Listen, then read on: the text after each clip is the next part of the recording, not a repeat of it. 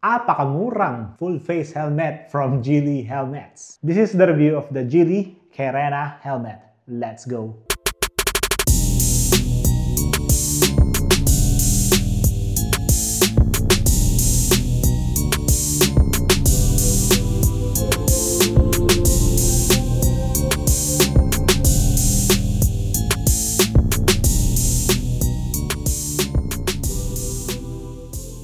Magandang araw, ako si Jex at welcome po sa Mooncycle. At today, review natin ng isa sa pinakabago na namang full-face helmet option from Geely Helmet Philippines, ang kanilang Carena helmet na may kakaiba na naman at unique na offer sa market ngayon. Pero again, bago natin simulan ang review na to, as per YouTube Analytics, 95% po ng mga nanonood sa atin is hindi pa nakasubscribe. Kaya please, click that subscribe button para tuloy-tuloy tayo makagawa ng mga ganitong videos. Malay mo naman, pag naka 10,000 subscribers na tayo, mamigay tayo ng Geely helmet, di ba? Available din ang mga helmets na ito sa ating online shops. Click nyo lang po yung description sa baba. Yung diretso na agad tayo sa price ng Geely Carena helmet. Ngayong panahon na panay ang pagtaas ng mga bilihin sa market, di ba? Nakaka-refresh din na may mga lumalabas na bago pero mura naman sa market ngayon. Tulad itong Geely Carena helmet. Sa monocolors, nagkakahalaga siya ng 2,700 pesos. Dito naman sa napaka-poging two-tone color na to at sa iba pang graphic options niya, nagkakahalaga siya ng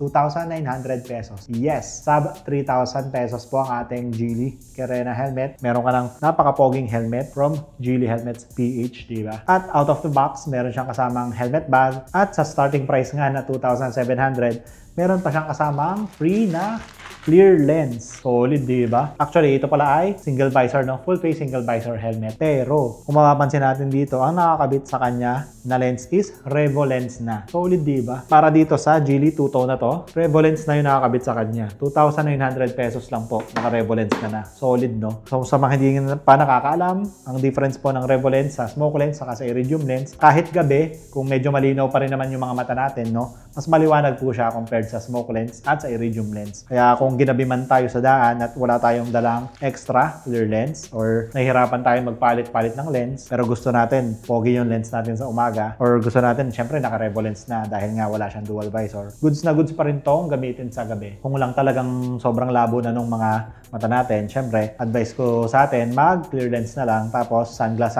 na lang tayo, diba? Kaya syempre diretso na rin tayo sa looks and designs, no? So dito mga nakaraang release ng Geely helmets, talaga magaganda yung mga nilalabas nilang design eh. Ang maganda rin dito sa Carena helmet na to, same sa GTS V1 na gustong-gusto din natin, maliit yung shell niya. Kumbaga hindi ka mukhang bobblehead pag sinuot mo to, no? Kung pang daily mo lang kasi talaga yung helmet at gusto mo ay safety, syempre full face tayo.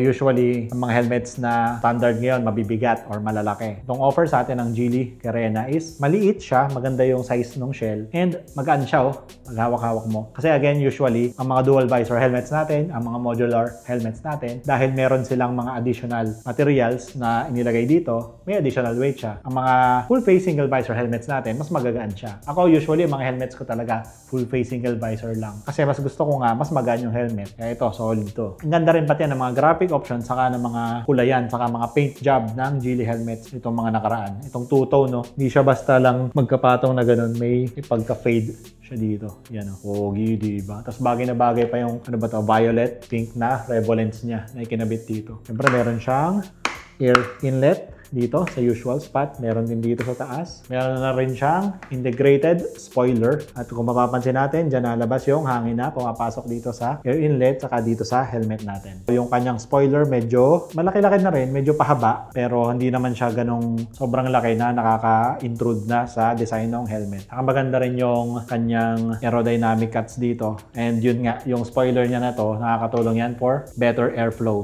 better aerodynamics. So meron din siyang aerodynamic cut dito. Para siyang nakahawig na rin sa Geely Circuit actually. Iba lang yung nguso niya. Para sa kanyang paddings, same memory foam na ginagamit ng Geely helmets sa mga usual helmets nila. Malambot. Pansin natin, compared sa, sige, sa Geely Circuit, yan, kaka-review lang din natin yung helmet na yan. Medyo mas makapal yung sa Circuit helmet, no? Pero nagkakahalaga na yung Circuit helmet ng 3,500. Dito sa 2,900, diba, meron silang 600 peso difference. Mas maganda yung padding material na ginamit nila doon. Pero okay pa rin naman to. Pasok pa din din. Medyo mas manipis lang, mas kumpis lang. No? Meron pa rin sila nung usual faux leather material dito. At meron pa rin naman nung parang mesh material on top of the helmet. So, mangyayari, contact ng ulo natin is yung foam muna, yung mesh material, then yung shell material mismo. Meron siya syempre yung quick release, same sa mga usual full face helmets ng Geely. At again, magandang nilalagay ng Geely helmets ngayon, palagi sa kanilang helmets is meron siyang emergency pull tab. Yan po ang ginagamit ng mga emergency personnel natin pag cases of accidents at kailangan tanggalin agad yung mga helmet sa ulo natin. Yan ay ginagamit nila para mas mabilis matanggal yung foam sa helmet natin. Again, ang helmet paddings natin is removable and washable po yan. Antimicrobial, antibacterial as per Geely helmets. You know, pogi oh. Okay din yung feels niya. Maganda rin talaga yung gawa ng Geely.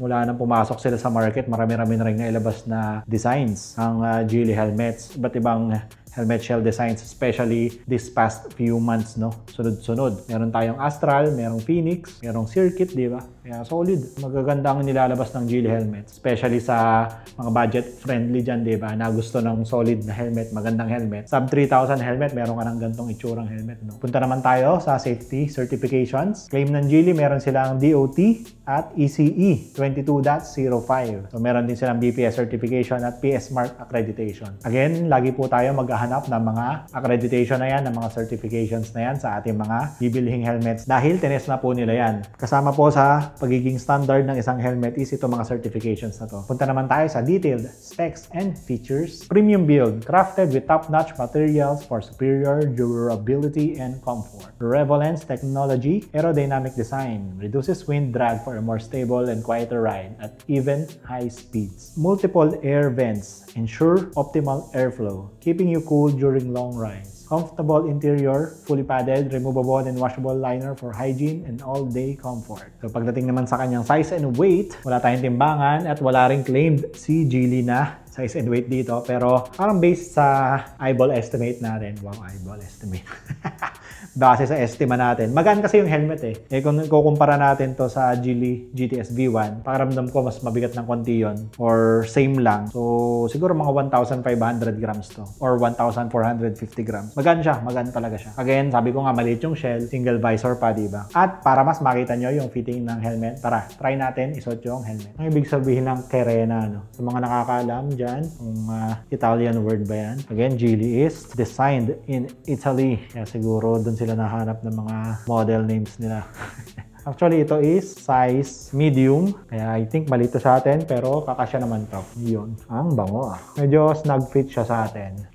Actually, sa Geely, size large ako. Pasok naman tong medium sa atin. Pakiramdam ko lang meron lang akong pressure point dito. Kaya mas maganda talaga mag-fit kayo ng helmet or kuha kayo ng mga medida. Kunin nyo yung diameter ng inyong ulo. Kung ano yung sakto talaga. Tapos inquire kayo sa mga helmet shop. Pero itong size medium, okay naman sa atin. Medyo snug fit sa mukha natin. Pero yung pisngi ko, hindi ko pa nakakagat eh. Nakakapagsalita pa ako ng malinaw, di ba? Wait muna tayo. Okay, magaan yung helmet. Ganda naman yung weight niya. Meron siyang nose guard dito na medyo lang naman nakaka-impede or nakaka-distract sa field of vision natin sa look natin. Pero okay naman, nakakasanayan natin yan. Nakakatulong kasi din yan sa wind noise, sa wind flow. Less stress yung ating ulo o mukha pagdating sa wind. Solid oh. Ibang-iba yung Revolence talaga compared sa Iridium lens. Ang ganda rin talaga na Revolence ang nilagay ng Geely dito. Ang liwanag oh. Parang walang pagbabago. Para ka lang din naka-clear lens. Siguro meron tayong lighting, no? Pero kaunti lang yung difference niya compared sa naka-clear lens ka or sa wala. Maganda yung fitting sa akin. Gusto ko rin yung helmet. And again, sabi ko nga nagustuhan ko kasi maliit lang yung helmet eh, di ba? Yan, pakita ko sa inyo. Ikot tayo. Ito yung front view. Yung side view. Yung back view. Ito naman yung other side.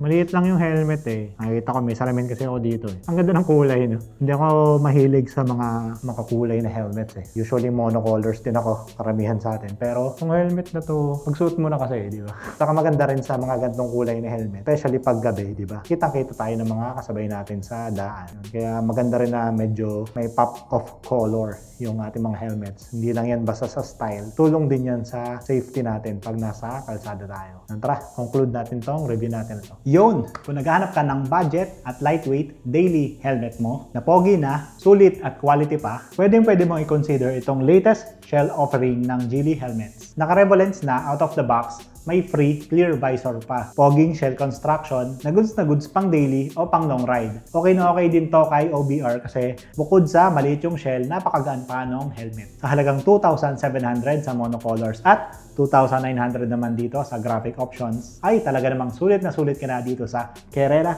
Helmet from Geely Helmets PH. Again, maraming salamat po sa pagsama and please, pa-share naman po ng video na to. At sa mga hindi pa po naka-follow, please click that subscribe button para mas makagawa pa tayo ng mas marami pang content katulad ng helmet review na ito. Available din po ang Geely Carrera helmet at iba pang helmet sa ating online shops. Check nyo lang po yung description natin sa baba. At kung gusto mo namang mapanood ang isa pang unique helmet from Geely, ang kanilang Geely Phoenix helmet, click mo lang tong video na to. Yayayang!